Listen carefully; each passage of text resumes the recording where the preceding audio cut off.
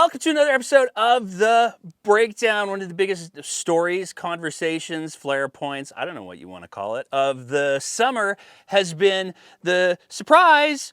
We're maybe not doing renewables for a little bit in the province of Alberta. The decision for a 6-month, maybe 7-month, depends on how you count it, depends on whether or not you like the number 6 or 7 better, to suspend the approval of any renewable power plant over 1 megawatt caught a lot of people completely off guard. For a lot of people, it came entirely out of the blue. We're going to try to make a little bit of sense out of how does that all work? What is it exactly that happened? And there was a recent announcement about 18 new requirements that renewable projects are going to have to, may be required, I believe is the phrasing, because I love the ambiguity to that. What are those things going to potentially look like? With that announcement, there were a lot of people who are wondering, hey, is the moratorium over? Short answer, no. But in order to make sense of this all, we're going to go to somebody with some, let's call it lived experience in the field of energy projects. We're joined today by Lindsay Amantea. Yes, that is how you say my name. Good Perfect. job. I wrote it down to make sure I got it right. Who is a lawyer in the energy sector who had a bit of a day when this first announced. So before we get into the whole renewables thing, I also should mention, because if I don't, then I'm just being a crab host. Lindsay is, in fact, one of the co-hosts, I believe the technical term is, of the fantastic podcast Your Province, Your Problem with Deirdre Mitchell-McLean. And then it seems like you rotate in a few folks as you go throughout the thing. Yeah. So it's myself, Deirdre, and Kathleen Smith, and whoever we can convince to spend an hour listening to me get slowly drunk and yell at people. Perfect. There you go. That sounds like a wonderful way to spend an evening. Before we get into the renewable stuff, let's kind of get into what your cred is, if you will. So, in 5,000 words or less, who is Lindsay Amantea, and what's this whole renewable lawyer or energy lawyer thing all about? Yeah, well, I've obviously been involved in politics for a couple decades. I will fully admit to being a card-carrying member of the Liberal Party of Canada, so you can all crucify me for that later. Um, but I have at various times participated in, the Progressive Conservative Party of Alberta. I was a UCP member when the party first formed, although I'm not a member of a provincial party now. I've also been a lawyer here in Calgary for the last 7 or 8 years. Part of my practice, I have a fairly broad practice, but part of my practice is in financing increasingly renewable energy companies. And so, um, you know, this was as you vaguely alluded to. I think I actually had an aneurysm when this happened. I happened to be in Montreal in the midst of actually funding a deal for a grid connection project, and I I think I actually walked into like the closest thing to me to get lunch. I had been walking up and down St. Catharines to find something to eat. I think I ended up walking into a McDonald's, walking back to my office, and like trying frantically to log into my ISO account to look at the application we were funding for grid connectivity, and to find out if this uh, impacted what we were doing. And so. Uh, this is, as you said, it's definitely a lived experience for me. And so I think in that respect, I have a better perspective on what do these applications look like? Why does this matter? Where is this actually going to affect people, and whether or not it's going to have the impact seemingly that this government wants it to have, and whether or not that's even a valid sort of policy objective. I have done lots of public policy and public and legislative drafting over the course of the last 20 years, and so it's definitely something I've been heavily involved with, less on the energy side, more on a couple of other files, but it's definitely, like I said, whether it's from the practical perspective, the legal perspective, or the public policy perspective, this is something that I have spent a lot of time looking at and reading and trying to navigate. So yeah. I thought it might be fun to I'm sure you're familiar. The provincial government released a fact sheet, if you will, where they asked questions and then didn't really answer them very well at all in the response part. I thought it might be fun to go through some of those questions to try to get a little bit of perspective. So, to your understanding, well, actually, before we do that, even let's go back a little bit farther. What did you think of the process of the announcement? Because we saw the two letters that were released with the announcement, the one from the Alberta Utilities Commission and then the AESO, who I can't remember what all the letters stand for. But those two letters were definitely raised some eyebrows because in one of them from the AUC, it was like, hey, so we've got some questions that we need to sort out. It would be great if we could do a look into those. And then the other one from the AESO of the exact same day was, hey, thanks for the heads up for the 6-month pause. Sounds great. We'll get burritos. And then they waited 2 weeks and then they announced it publicly. What did you make of that whole the rollout of the policy change or decision? Yeah, I mean, it was sudden. It was definitely sudden. Obviously, it took everyone by surprise. I can tell you, I was like in the middle of actively giving someone money for this when this happened, and so I don't know how much more of a surprise I could possibly say that took us by. Obviously, industry was not aware.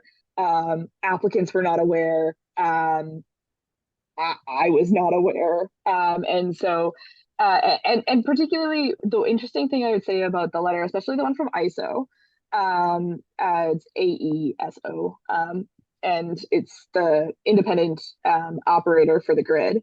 Um, uh, the letter wasn't posted until they made the announcement, and then it was posted on their website. And so, like, no one had a heads up. It wasn't like they posted a letter and a couple weeks later it happened. This was clearly a ministerial meeting that happened. They sent a letter saying thanks.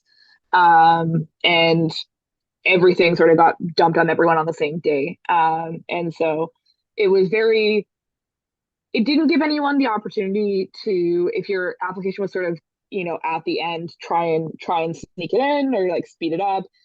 And I think that was particularly unhelpful. One of the uh, battle cries of this last election that we had was, we need certainty in business. We need certainty in business. We need certainty in business.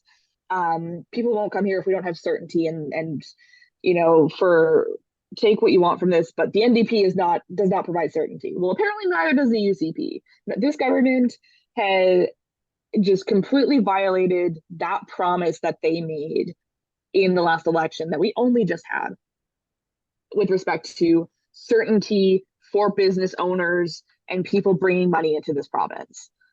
Like, completely, because all they've shown us is they can turn on a dime without, consulting seemingly anybody, and just let us all know what they've decided after they've decided it. So, Is it normal for government to make a major decision about something like this? I mean, we are talking about, depending on whose reports you go with, upwards of 120 different projects that are going to be directly impacted.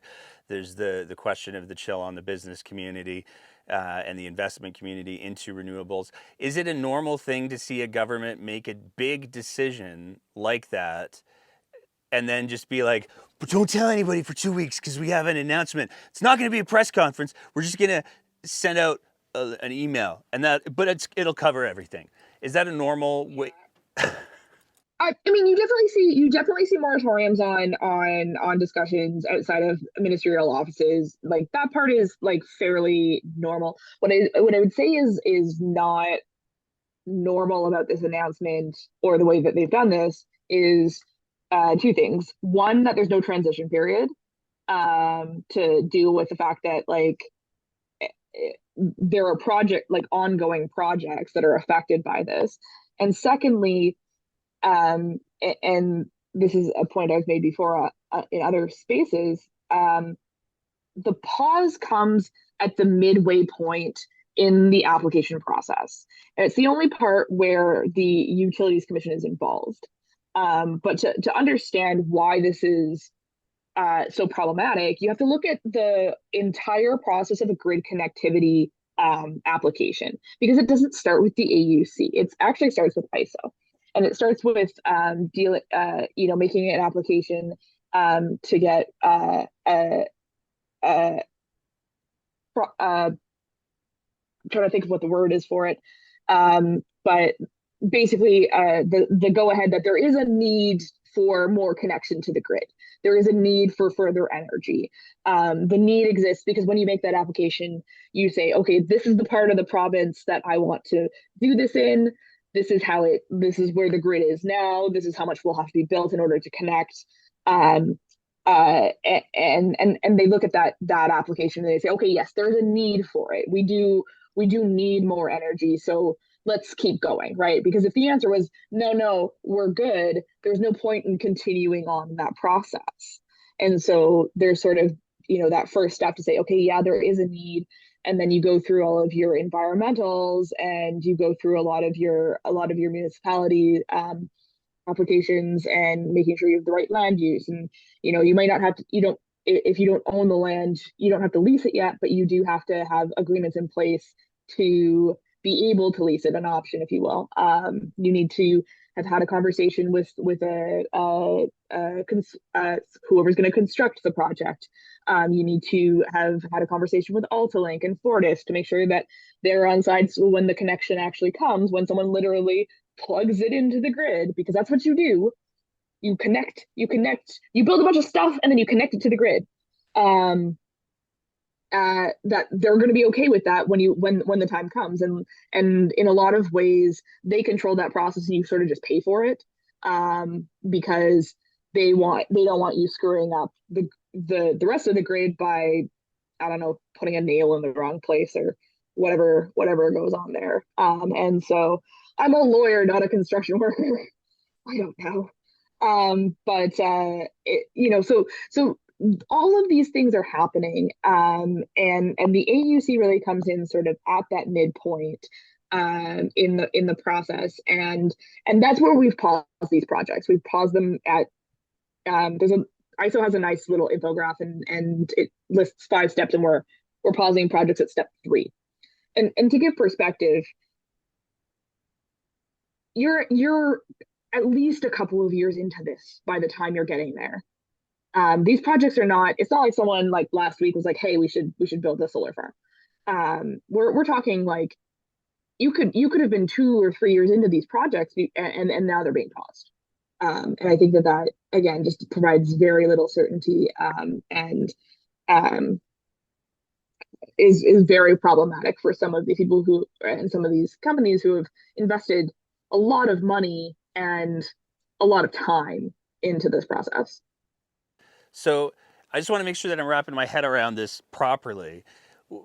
If I understand this correctly, a lot of people took a look at the pause and went, oh, people aren't going to start the process because they're not allowed to, because the AUC has said we're going to put a 6 or 7 month pause on this thing. And the reality is that, I mean, technically people could conceivably still go through the first 2 steps of the process, but it also caught people who were already through the first 2 steps of the process. So there's companies and organizations that have put time and money and effort into getting to step 3, and they were told, just kidding, maybe. Am I getting that right? Yeah, pretty much. So you could have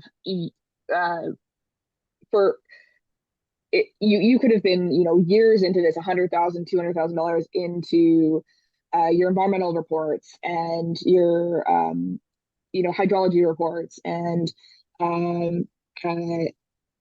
drafting the applications, I've made this point before, but the application process isn't a like I give you a bunch of information and you make a decision. It's a dialogue. And so there's the initial filings and then, ISO or AUC comes back and says, what about the following, 10 things? And you go, okay, great. Here are my answers. And then they say, okay, these are the things we'd like you to go and like continue working on.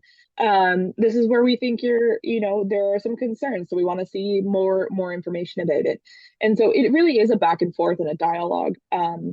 Which is one of the reasons it takes so long to do. It's not because there's so many things that have to go into the applications. It's because there are there's lag periods of, I give you a bunch of information, you look at it, you say, okay, I want, the following answers and back and forth. And so it definitely, like I said, I don't think anyone was given any prior warning, no matter where they were at in their application process.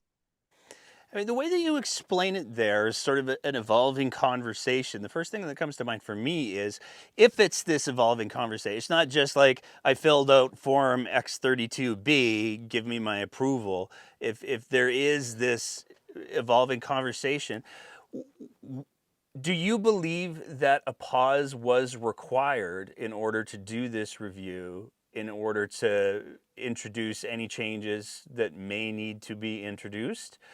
Or is that something that could have been dealt with through that evolving conversation?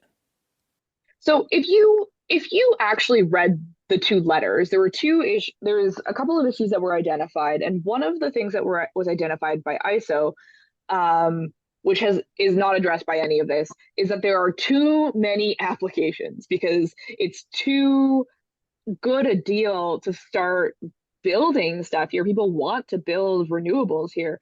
And so they were actually overwhelmed by the number of applications that are coming in. And they asked for help. This doesn't help anyone. I mean, it helps them catch up a little bit, I suppose, but this doesn't help anybody in that space. It doesn't provide additional resources. It doesn't, clarify sort of roles. It doesn't help the underlying issue that was sort of presented in that letter, which is we need help. We need more people. We need more money. We need more. So that doesn't really help anything. And the other thing too is, like I said, the interesting thing about how they've done this is they haven't really allowed room for transition. So normally, when you change laws, when you change processes that are ongoing, you don't just stop it and then start it again with different set of rules. For instance, I have a very interesting legal practice. So one of the things I do is I do estate administration, which is when people die and you apply to court for a grant of probate or a grant of administration. And we got an entirely new set of forms last year, whole different process. And we were allowed to keep filing on the old forms for a couple of months. I think it was 90 days, just to allow people time to, you're in the middle of stuff. It's long, it's hard. Like, give them. It's not a stop and start process. You got to give people time to adjust. And so, that's normally how these processes work. It's not just a stop and start. And back to sort of the interim information requirements, which I find hilarious that were released yesterday. They're not overly different than what's actually already in the requirements. So I'm not sure what we think is doing better. And these are all things they could have asked for anyways. So I'm struggling to see how we've improved this, or how any of this is going to improve the process. Because right now all I'm seeing is some very strong kowtowing to a particularly small group of individuals. So with that being said, one of the other questions that I had for you before I wanted to move on, is there the risk that because this is a five-step process, is there a risk? One of the things that the Alberta government has used to justify this is, oh, we needed a clear line in the sand. Okay, sure, I guess.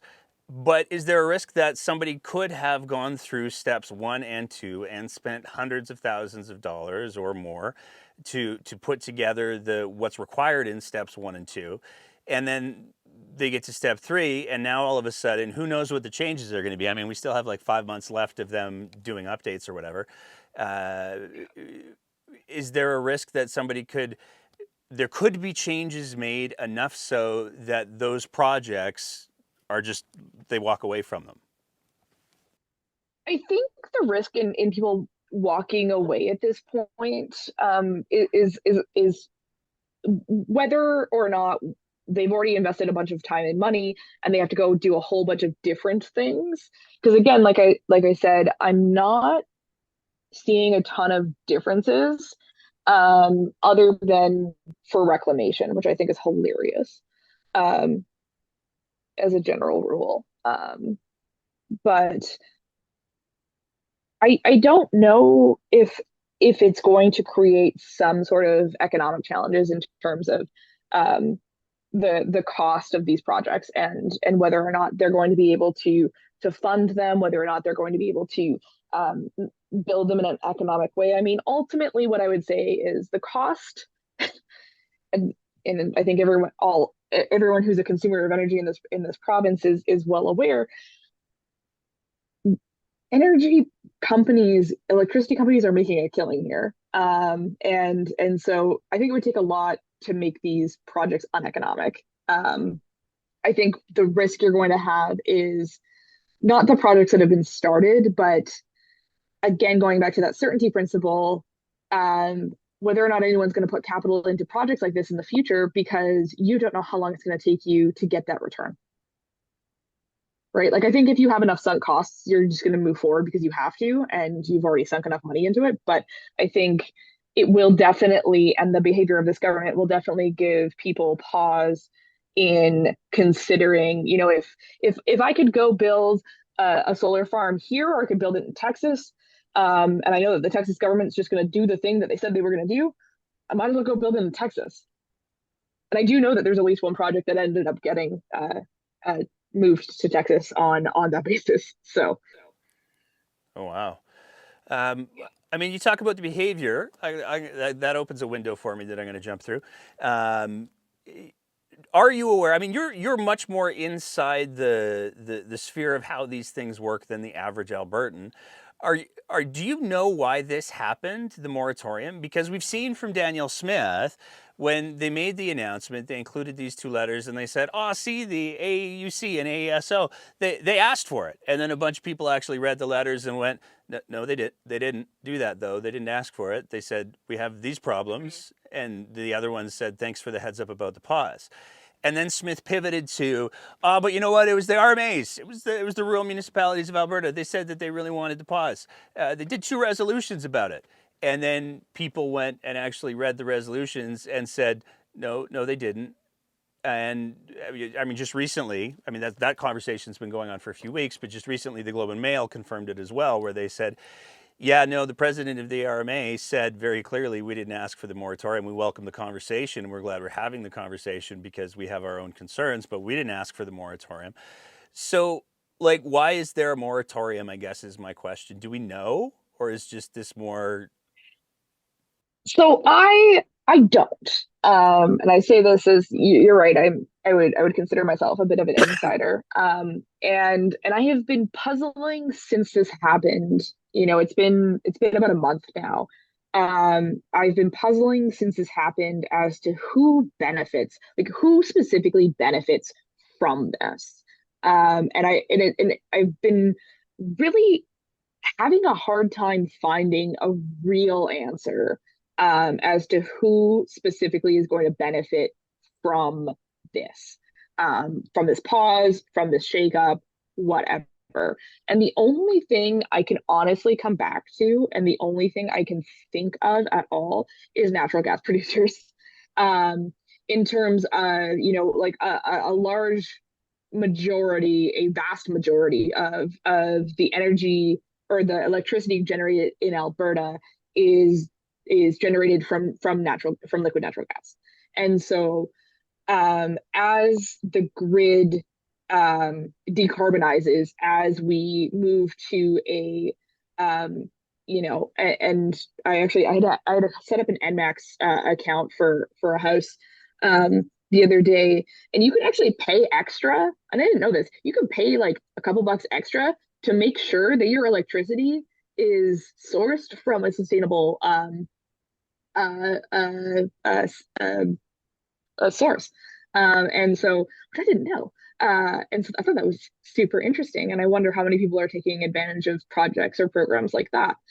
And so it's the only lobbying group, not that they have like a specific lobby, that I could possibly think of that might be benefiting from something like this. Because ultimately, you look at some of these organizations where it's, the premier's office is trying to say, oh, well, the organizations themselves asked for it. And like you said, they said, well, no. And then, oh, no, it was RMA. We're trying to, listen to our rural community, and they said, well, no. Like we have concerns, but this isn't the thing we asked for. And so it's the only thing I can sort of come back to in terms of an organization that or sort of like a group that would benefit from this, not only the moratorium, but scaring off investment in this specific space on an ongoing and prolonged basis.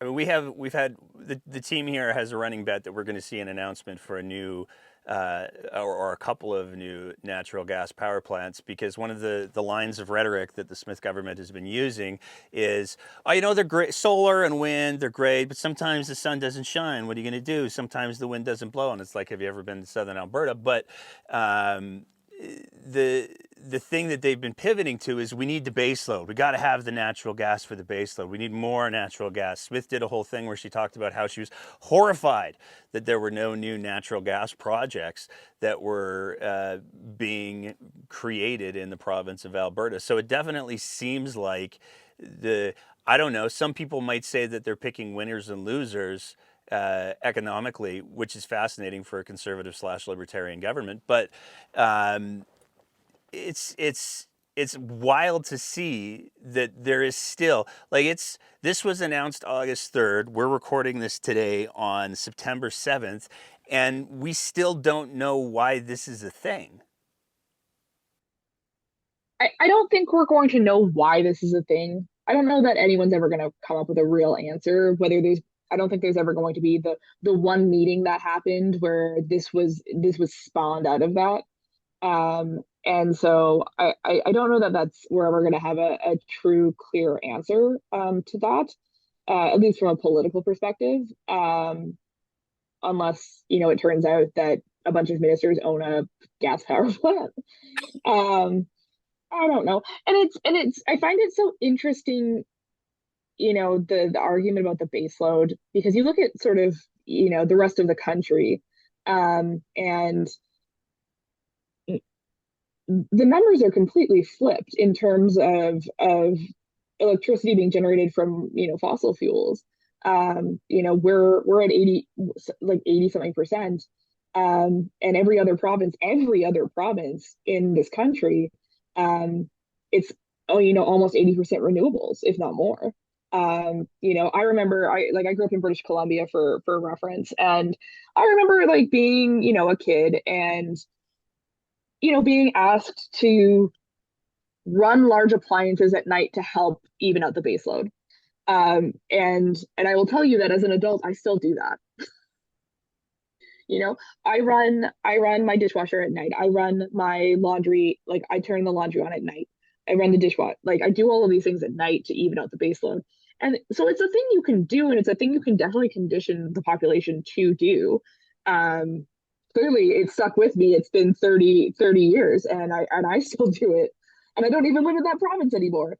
And so, there I think we as Albertans need to take ownership and responsibility for our energy consumption. And, you know, the government need, I mean, the government money is dumb money. I dislike them picking winners and losers on any front, and I can give you a whole other segment on why I hate government programs as a liberal, hilariously. But uh, it I don't think we're so incapable as a population that we can't just like make small changes to our behaviors. That could definitely see us have a better and more decarbonized grid. And so, and I think people find it frustrating as well. And you have to think about, secondary steps. Like if you have an electric vehicle in this province, you might as well just drive a gasoline powered vehicle because the energy that's being put that the electricity you're putting into that car is creating just as many emissions as gasoline at this point.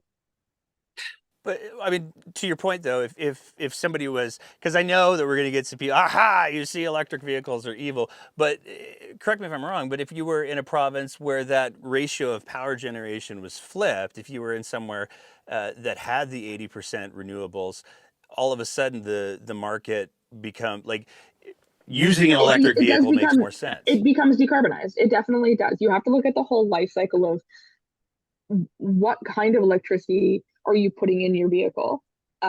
Because at the end of the day, it's only as good as the actual emissions it's produced. And if you're, hydro, you're not producing emissions. Solar, wind, you're not producing emissions. Tidal power, you're not producing emissions. And so, um, I mean, you could sort of like, if you really broadly wanted to talk about the carbon intensity of that electricity, how much carbon goes into making the steel, how much carbon goes into trucking that there. You can really do like a full life cycle analysis. I think James Coleman's done a couple of really good ones. He's a law professor. He spent a very brief time at the U of C and then has gone off uh, back to America. But he's energy law prof on Twitter or whatever it's called now. And so you could really just I think life cycle analysis that out, but in a very immediate way you can sort of see the link between if I'm putting dirty electricity into my car, then I might as well just be driving a gasoline powered car. But that's the same thing with heating our houses, right? You could heat your house with electricity or you can heat it with natural gas. At this point, it doesn't really matter in this province, but it could. We could make it matter. We have the Does that power to make it matter. I mean, as you were speaking there, I could just see the next Smith argument coming out. Hey, you know what? The reality is, because of how we have to generate our electricity in this province, we have to use natural gas. We just don't have any other choice. Using electrical cars doesn't make any sense. But hydrogen cars, let me tell you, because that's been another one of her big talking points. So as you're saying that, I'm like, I wonder if that's another pivot point because she always does that. She always has that. Is there a commercially viable hydrogen car? No. But there could be. We could bring that industry to Alberta for manufacturing because Alberta is a. I could also breed unicorns if I tried hard enough. I'm sure. That's the Alberta advantage right there. Unicorns and hydrogen Yeah, cars. I could definitely breed unicorns if I tried hard enough. I'm sure I could get there. I'm sure I could get there. It might take thousands of generations. We have to talk about things that are feasible and a reality. We can't, talk about um the what ifs of the world. Some of them are a lot more reasonable than others. And I just I think that there's a very easy and immediate, not easy, but like there's a very immediate step we can take to decarbonize our grid. Um, and it is having more renewable projects connected to the grid. The money's there, the people are there, the projects are there. So why not just take that step forward? Um, it's it, it's all already there. It's not some unproven technology. It's not some pie in the sky kind of argument. We're not waiting for the technology to get there. It's there. So why not? do it. And the thing that sort of chuffs me is everyone else is. So why do we have to be so contrarian to not want to participate in making sure that our planet is safe, that our population is safe, that we're, being good stewards of the land, for future generations, and really, um, uh, fighting back against what, a better life for everybody. I'm not really sure that that's something that I'm, and ultimately cheaper energy prices. See, this is the part that like is so ridiculous. It makes it cheaper, everyone. Like this is, you want to stop paying so much for your energy, for your electricity, make it renewable.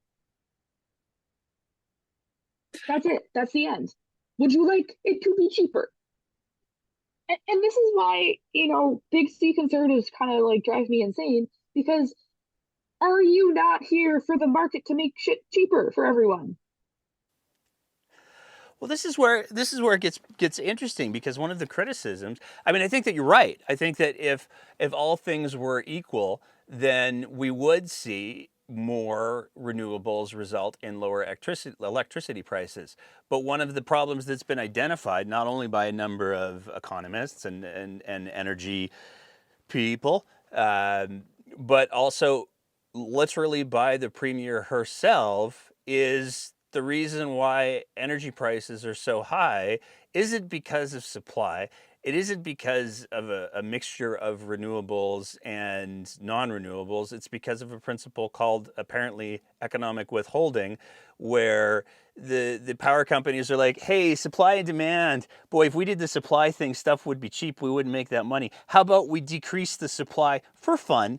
And that will increase the cost that people have to pay for it. So it almost seems like, hey, we don't want to have this conversation about what's going to lower the prices, because if we do, then we'd have to acknowledge that it was our government that enabled the economic withholding to happen, and we're actually the reason why your prices are so high. So hey, sometimes the wind just doesn't blow. So here's the I am well aware of the concept of economic withholding, which is also goes by another name, and it's called collusion.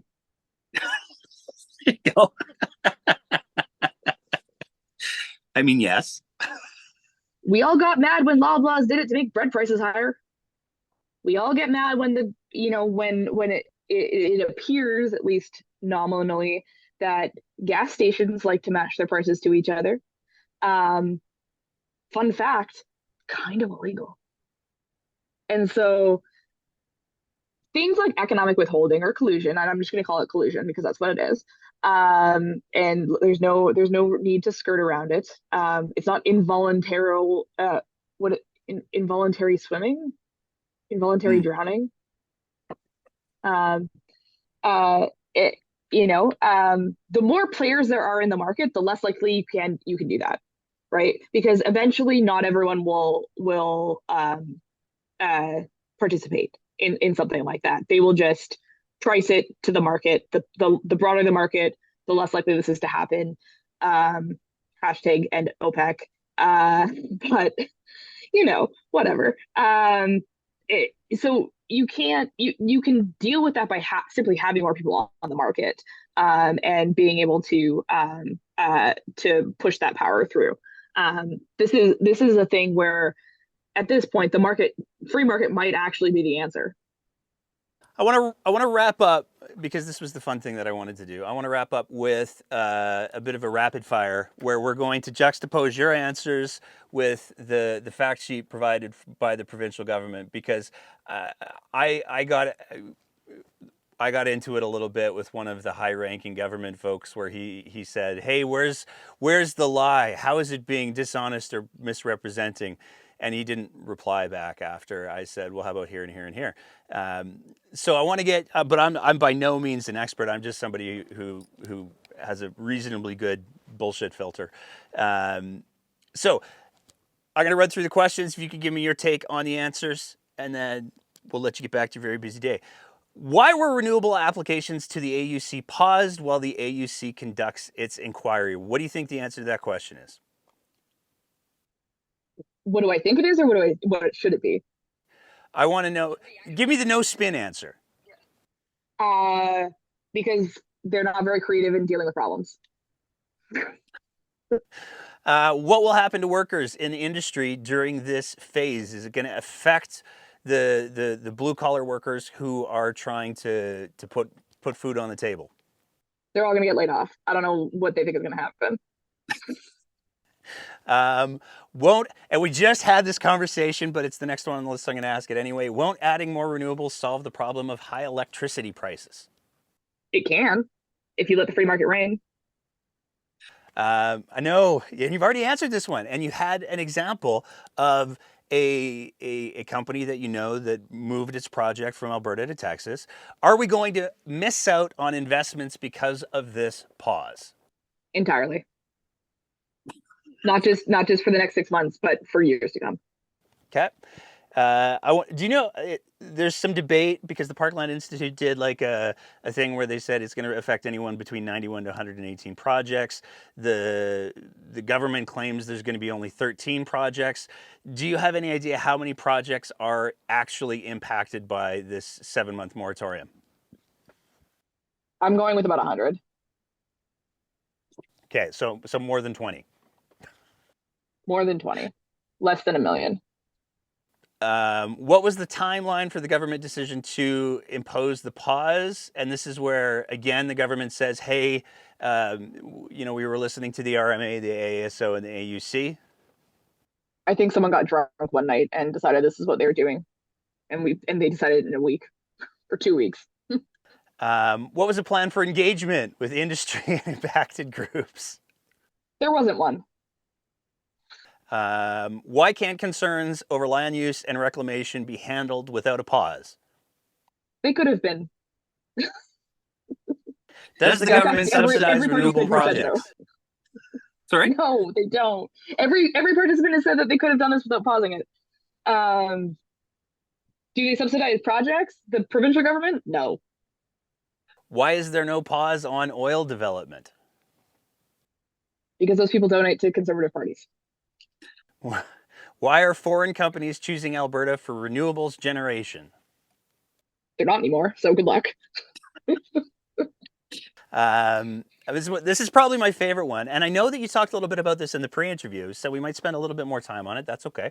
How does respect for property rights impact community concerns? So here we're talking about the concerns from the RMA about, hey, we wanted to develop the land this way. The solar panels, they're so ugly. Why can't we just put up some nice colorful pump jacks? Maybe make them different colors, not rainbow, but we could do some things with the pump jacks. What do you make of the argument? Because there's a lot of farmers who are saying, hey, if I want to put a solar farm up on my land, I should be able to put a solar farm up on my land. And if you don't like the look of it, look in the other direction. But you have people who are saying, but I don't want to look in the other direction. And you have municipalities who are saying, no, we want to be in charge of how that land is developed. What do you make of that argument? I think it's antithetical to everything that this conservative government stands for. And I think that it is an affront to property rights. I generally am anti-NIMBY anything. I love development. I love building shit. I think that we have, as a community, we need to be more collective, though, in and less individualistic in terms of, well, I don't like it. Too fucking bad. I also don't like forest fires, and I don't like not being able to go outside because I can't breathe the air. And I generally like food, and I generally like, being able to turn on the lights, things like that. You know what I don't like? I don't like people cutting off their heat because they in the winter because they can't afford it. I would think everyone has the right to be comfortable, to have shelter, to have enough food to eat. And we need to do a better job of disregarding some of these very internalized, well, I don't like it. Too bad. I don't like poverty. I don't like environmental damage. I don't like those things. And so we need to do a better job as a society of putting aside those individual dislikes, and saying, you want to know what? It's better for the community if that farmer, one, can do whatever the fuck they want with their land, or whether that is a solar farm, whether that is, cattle, whether that is, as long as we are good, like we have some underlying principles of being of good stewards of the land, of being good stewards of our communities. Um, we can we need to stop, saying, oh, you can't build something there because I don't like it. Well, I don't like you. So, One of the things that's fascinating to me about the whole property rights argument is you hear people saying, "Oh, but the solar panels they get in the way of the growing." And so the only legitimate conversation I think we need to be having is about arable land and food security because those are important things. But I guess my question on that will come down to the following. What are we doing now to protect arable land? Because it's not a lot.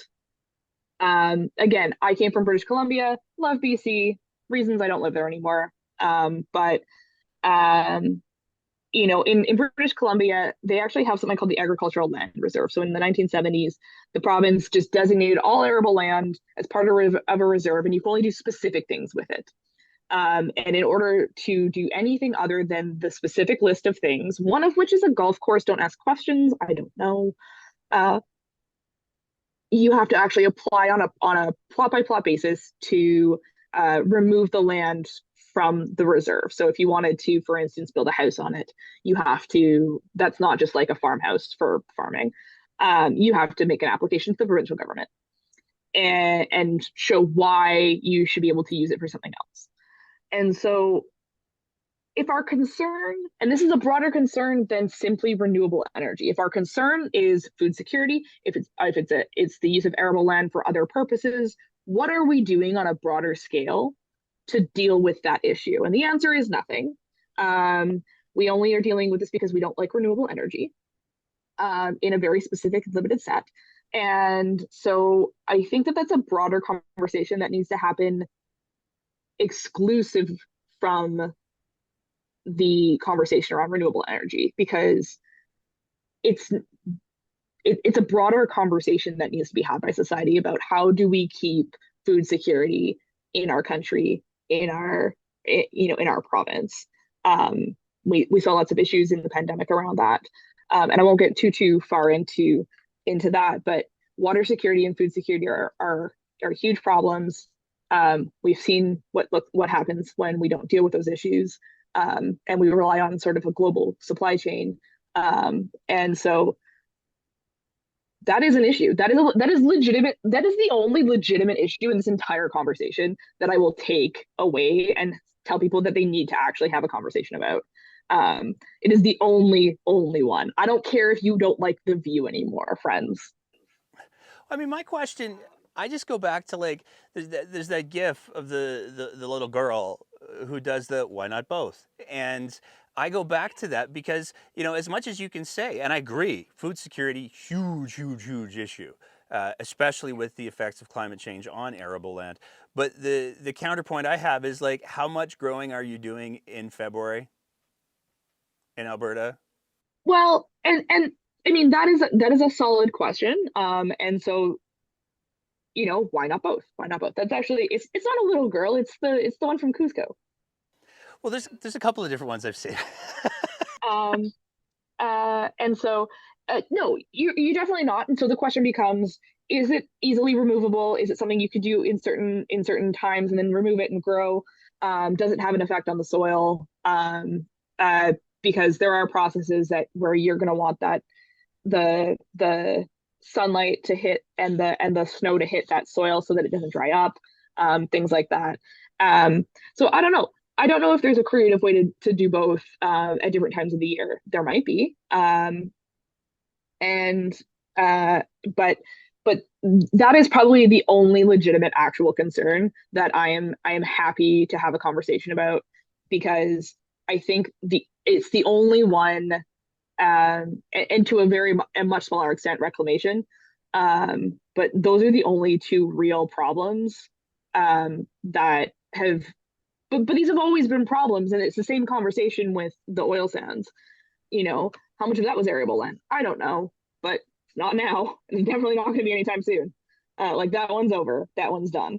And so those are broader conversations we need to be having as a society, about should we be protecting certain kinds of land for use. I mean, for instance, I don't know if you all know this, but you actually need a order in council to buy land inside of a county, outside of a city or a village or a town, if you are not a resident Canadian. Called the Foreign Ownership of Land Act. Why don't we do that with like houses? Because I mean, we're totally going down a rabbit hole, but like there's this housing crisis that's going on, and a lot of it has to do with people buying properties. We need a whole different episode for that, my friends. Whole different episode if you want to talk about the housing crisis. Okay, I may take you up on that. Last one on the list. And I'll read the question and then I'll read part of the response from the government. Is the pause connected to federal clean energy regulations? They say not directly, but efforts to decarbonize Alberta's electricity sector make it especially important that Alberta properly develops renewables. A couple of paragraphs, the end paragraph. Electricity is a necessity of modern life as they stand now. The CER regulations would require Alberta to have a net zero by 2035, which would condemn many Albertans to energy poverty. By pausing now to develop and streamline processes, streamlining, for example, by adding 18 new requirements, we're laying the foundation to further support long-term growth of investment in renewables while helping Alberta meet its emission goals, including being carbon neutral by 2050 in an affordable manner. What do you make of that answer? This just sounds like a toddler saying, I don't want to do it. You can't make me. I love That's all this is. This is a toddler. This is a 3-year-old toddler yelling, I don't want to. You can't make me. So it is kind of connected to the federal clean energy regulations in that the toddler has spoken. Pretty much. Which I find, and I've made this comment other places, I find hilarious because if you go and read, and I'm just going to plug his book again because I love it. If you go and read the federal clean energy guidelines, and then you go and read Triple Crown by J.S. Rio and Jim Prentice, it's like someone sat there with a thesaurus and just kind of changed the words. Like it's word for fucking word the same shit. So go listen to your elders, friends, and go do this because conservatives know that this is a real problem. Real conservatives know this is a real problem, and real conservatives are trying to do something about this. Jim Prentice, the famous NDP premier, I assume you're referring to. Yes, I am definitely referring to the famous liberal shill, Jim Prentice. Lindsay, you've been extraordinarily generous with your time. I've already pushed way past what you committed to. I'm going to give you the floor here. Is there anything else that you want people to hear? Is there anything that you want to say about the renewables moratorium or even just your favorite type of cheese? It's all yours. I mean, my favorite type of cheese is blue cheese. So that's cool. But I mean, like I love cheese generally. No, if I could say anything to everyone, it's this is incredibly important. We have spent a whole summer seeing exactly why this is going to continue to be more important in our communities across the world, and we need to do something now, and we need to be better as voters in rewarding people who do good work and not rewarding people who sensationalize attempts by other people to do work to do that good work. We will not get anywhere if we do this individually. We need to do it as a collective, and I have a lot more faith, I think, in Albertans than this government seems to. So do your part, whether it's writing to your MLA, whether it's bitching about this on Twitter, whether it's making better energy choices. We all have a part to play, and it may not seem like you're doing a lot, but every little bit counts, and everything that each of us can do will count. Awesome. Lindsay, I want to thank you so much for taking the time. If people want to follow you on the Twitter or the X or the threads or it's all, there's just so much now. It's just my name, LINDSAYAMANTEA. Perfect. Thank you so much. Have a great day. And that's it for another episode of The Breakdown. As always, if you appreciate the kind of content that we're trying to produce here, we would love nothing more than if you thought about signing up to be one of our Patreon sponsors at www.patreon.com/thebreakdownab, where for just the price of a fancy cup of coffee a month, you can help us continue to produce this kind of content. Whether you're listening to the audio version of the podcast, in which case, maybe leave a review and a rating, or whether you're watching it on one of our streaming platforms, we want to say a big thank you to everybody who is part of the Breakdowns audience. And as always, take care of each other and keep the conversation going.